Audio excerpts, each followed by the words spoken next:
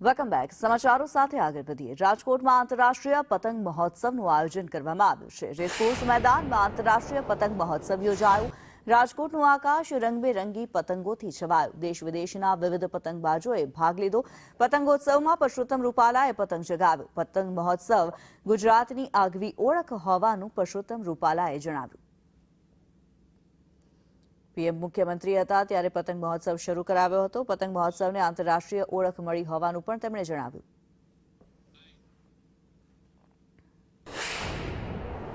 શરૂ થયેલો આ પતંગોત્સવ આજે આંતરરાષ્ટ્રીય પતંગોત્સવના સ્વરૂપમાં ઉભરી રહ્યો છે અને એનો પ્રારંભ રાજકોટથી થઈ રહ્યો છે.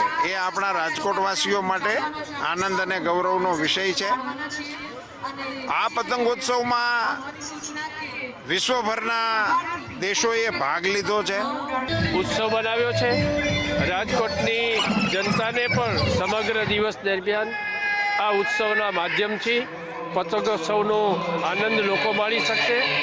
આ પતંગોત્સવના માધ્યમથી રાષ્ટ્ર અને રાજ્યની અને દેશની વિદેશી સંસ્કૃતિ સાથેનું સુભગ સમન્વય થઈને આવતા દિવસોમાં વિકાસની નવી ઊંચાઈઓ તરફ માત્ર ભારત નહીં પરંતુ ભારતની સાથે સાથે સમગ્ર વિશ્વને ઊંચાઈ તરફ લઈ જવા માટેનો સંદેશો આ પતંગોત્સવના માધ્યમથી મળી શકશે.